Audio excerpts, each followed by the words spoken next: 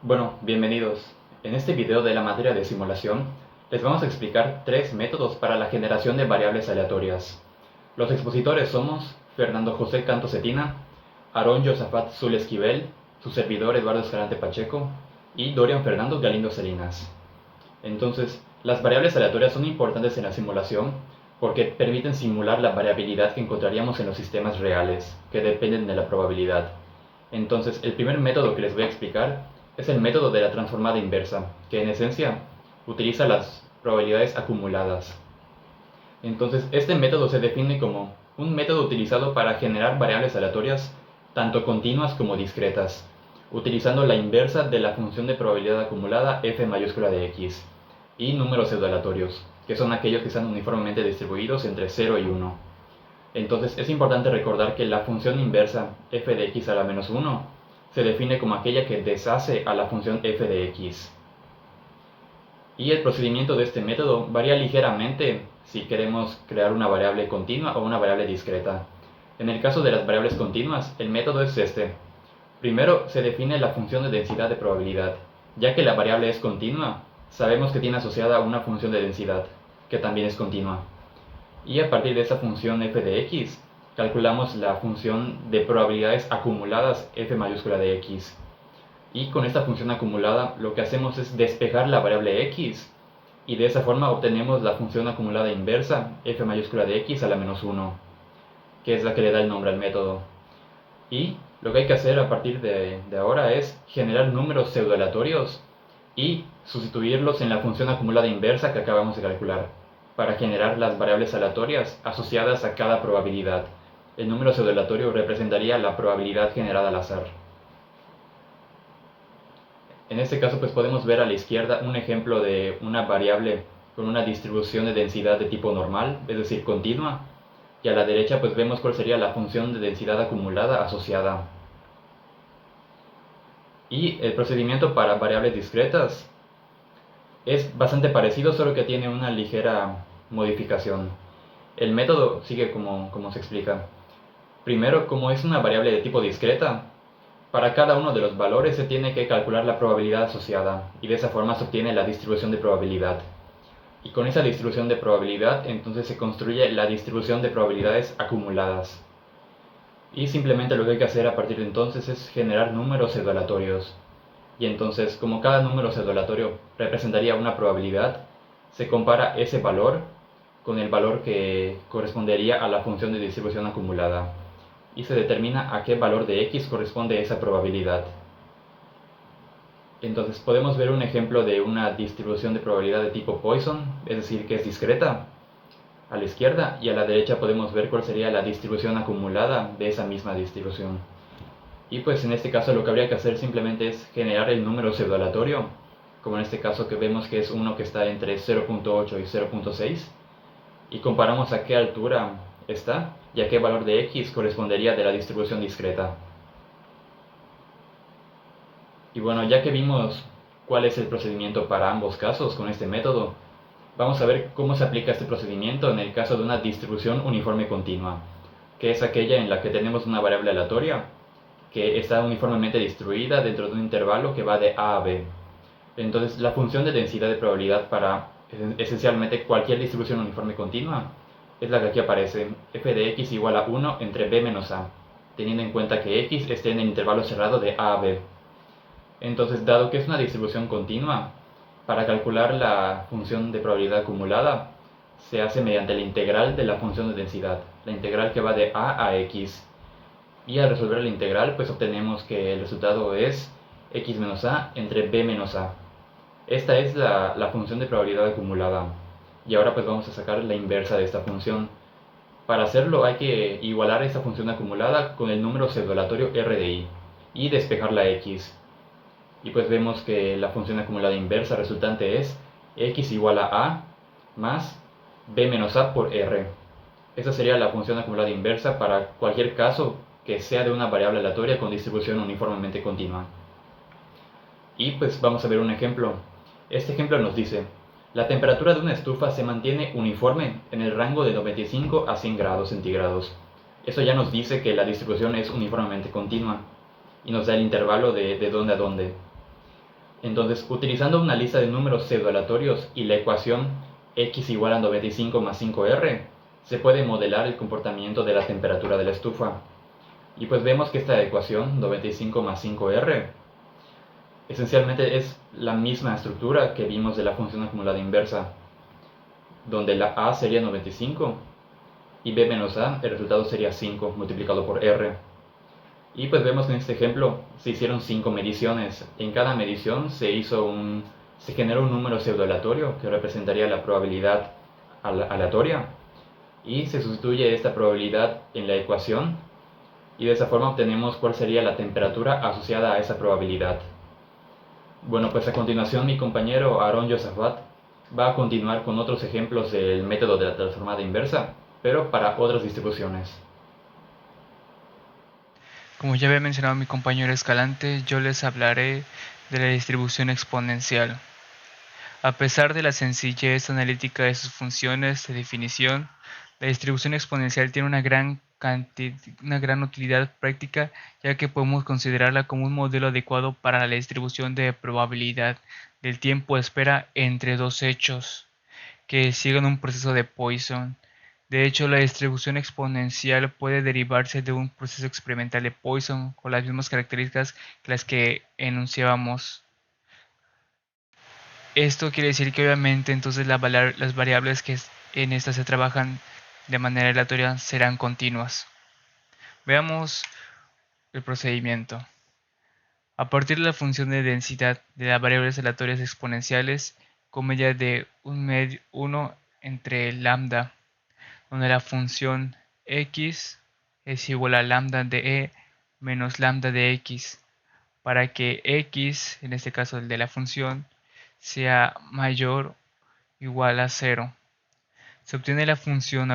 Luego se obtiene la función acumulada, donde la función de x es igual a la integral con límite de 0 a x, lambda de e menos lambda de x, donde derivaremos x, donde se nos dará 1 es igual a e menos lambda de x, para que luego comparemos si x es mayor o igual a 0.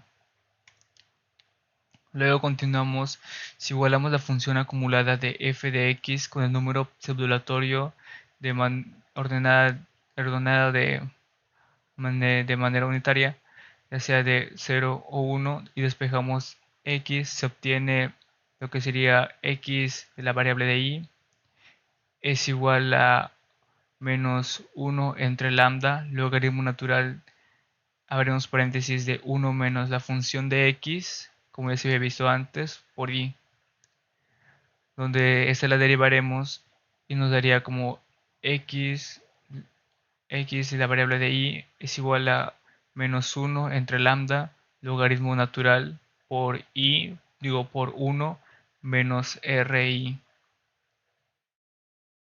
Aquí tendríamos un ejemplo donde los datos históricos del tiempo de servicio en la caja de un banco se comportan de manera exponencial, con media de 3 minutos sobre cliente.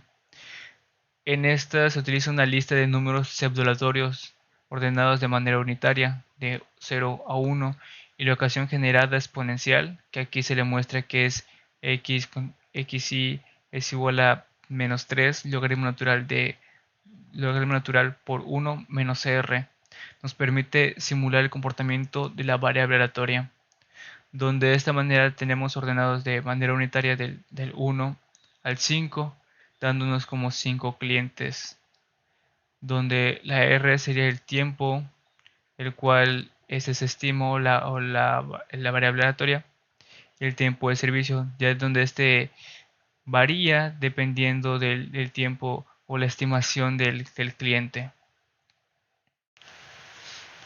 Ahora pasaríamos a métodos para generar variables aleatorias, en el caso distribución de Bernoulli. ¿Y qué es la distribución de Bernoulli?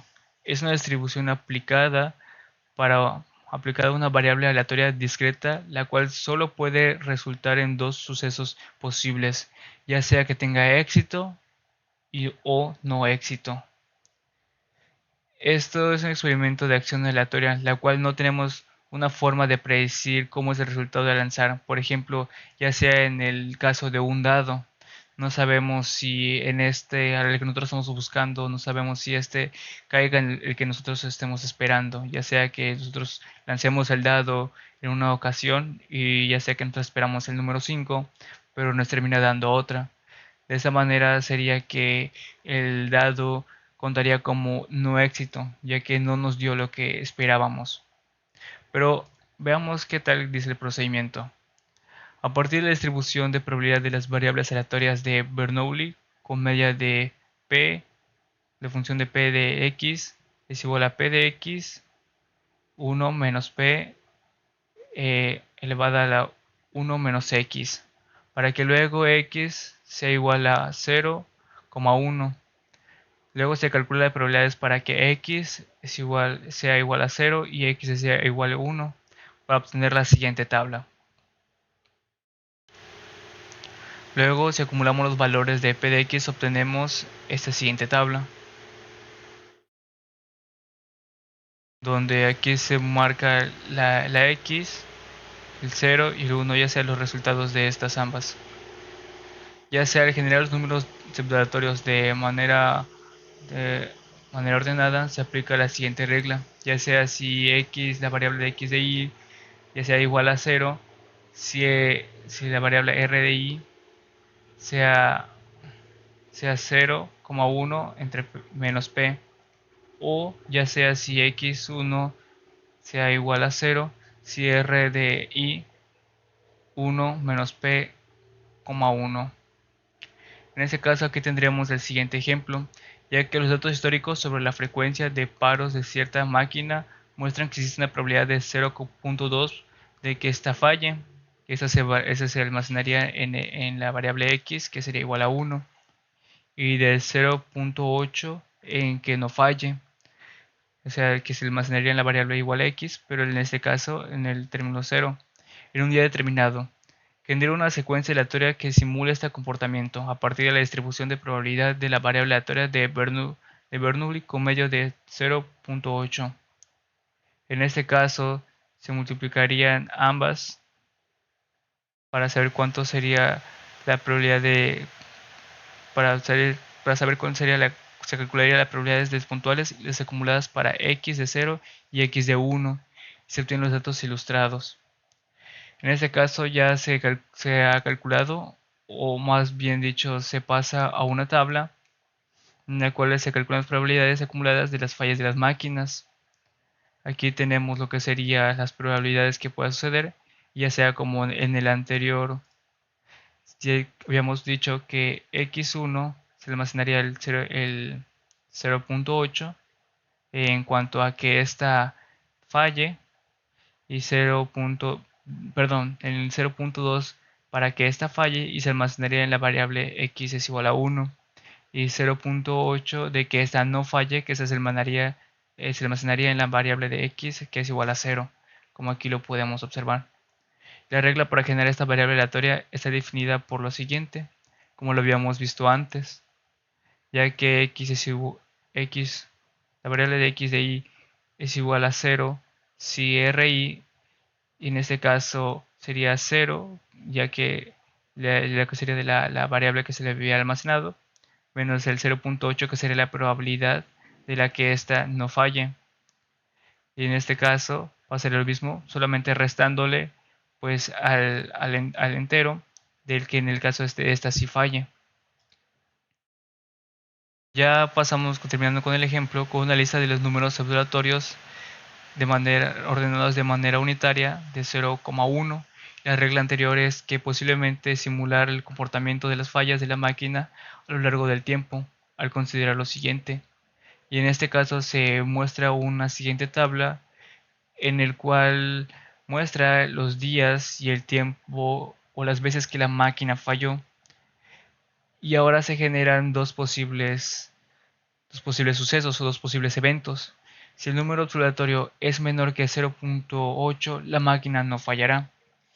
Pero en el dado caso, si el número observatorio es mayor que 0,8, ocurrirá la falla. Y como ya les había mencionado, aquí se obtiene la tabla de los días, que serían el número acepto aleatorio, del cual esta sería los días que nosotros tendríamos para observar si en este caso la máquina no fallara, la variable de RDI y la XDI, del cual aquí se mostraría, en la RDI se mostraría si en este dado caso, como las dos variables anteriores habían mencionado, que si el número sublatorio es menor que 0.8, la máquina no fallará. Y justo aquí se ve y se muestra como x de y, como justo lo habíamos mencionado antes, ya que sería esta, en la cual la máquina no fallaría.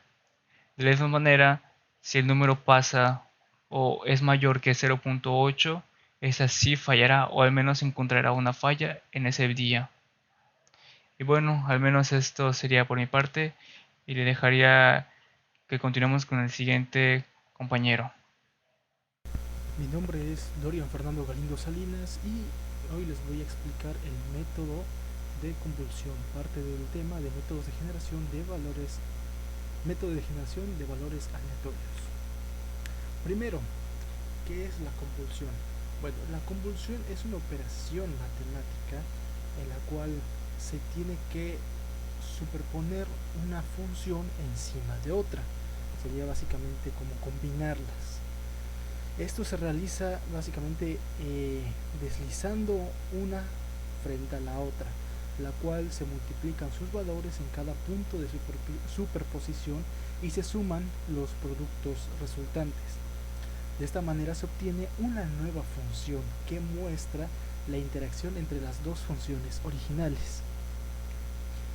Y bueno, aquí tenemos un pequeño ejemplo, más bien no un ejemplo, sino la fórmula del método de convulsión, en la cual sus partes están resaltadas en diferentes colores.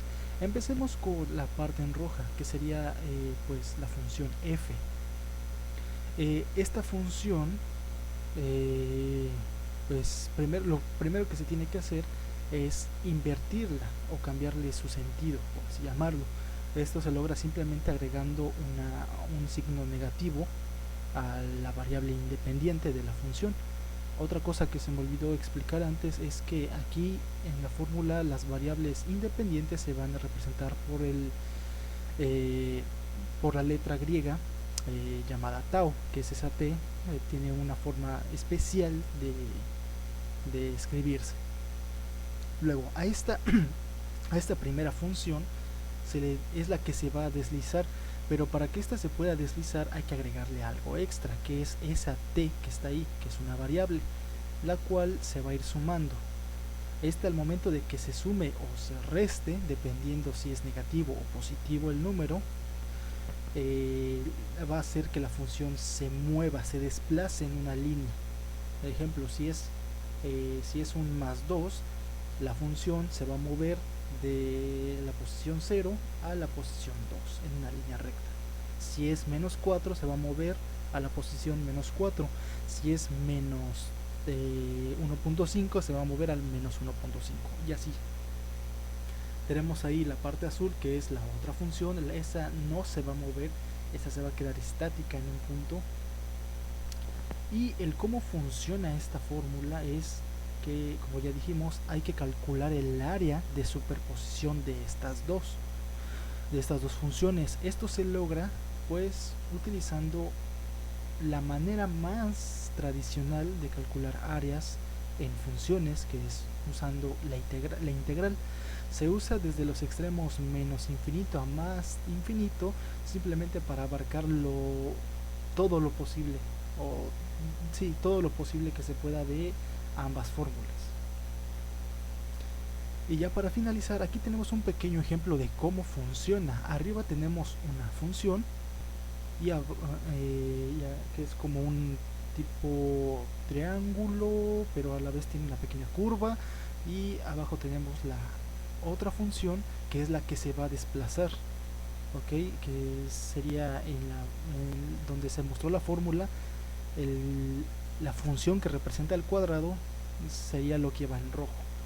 Esta función se va a ir desplazando frente a la otra, y como podemos ver en sus diferentes posiciones, se va a ir dibujando una nueva función que es el resultado de superponer ambas. A esta nueva función es el resultado del método de convolución, y es así como se pueden generar valores aleatorios en base a dos funciones. Hola, mi nombre es Fernando José Cantos Cetina y el día de hoy les voy a hablar acerca de uno de los métodos para generar variables aleatorias, siendo específico, método de composición. La definición es que nos permite generar variables aleatorias a partir de una distribución de probabilidad que es una mezcla de varias distribuciones. Igual lo podemos considerar como un mixto. El procedimiento para llevarlo a cabo, tenemos que utilizar una función f de x, la cual representa la densidad de una variable aleatoria x. Descomponemos f como una suma de funciones de densidad f sub i, es decir, f es igual a la sumatoria sobre i de p sub i por f sub i, donde cada f sub i es una función de densidad y p sub i es la probabilidad asociada a f sub i. Elegimos la enésima función con probabilidad p sub i y generamos un valor para la función de densidad f sub i. Un ejemplo muy común es suponer que tenemos una bolsa con 10 pelotas, 5 rojas, 3 azules y 2 verdes. Cada color representa una distribución de probabilidad diferente. Rojas, media 0, dispersión estándar 1, azules, exponenciales tasa 1, verdes, uniformes entre 0 y 1. Las pelotas rojas representan una distribución normal, con media 0 y desviación estándar 1. En ese tipo de distribuciones los datos se distribuyen de manera simétrica alrededor de la media, formando una curva de campana, o sea, con forma de campana. En la mayoría de los datos se encuentra cerca de la media 0, en este caso. La desviación estándar 1, en este caso, es una medida de cuántos alejan los valores de la media. En este caso, la mayoría de los datos que vamos a obtener estarán entre menos 1 y 1. En el caso de las pelotas azules, son representados por medio de una distribución exponencial, el cual tiene una tasa 1. En este caso, los datos tienen una tasa constante de cambio y la función de densidad de probabilidad decrece exponencialmente. La tasa es el recíproco del valor esperado o media de la distribución. En este caso, la tasa es 1, lo que significa que los eventos ocurren en promedio una vez por un tiempo. En el caso de las pelotas verdes, son de tipo de distribución uniforme. Aquí podríamos pensar que es una distribución uniforme discreta, pero como tenemos valores entre 0 y 1, es una distribución uniforme continua. En este caso, todos los valores tienen la misma probabilidad de ocurrir. Cualquier número entre 0 y 1 tiene la misma probabilidad de ser seleccionado.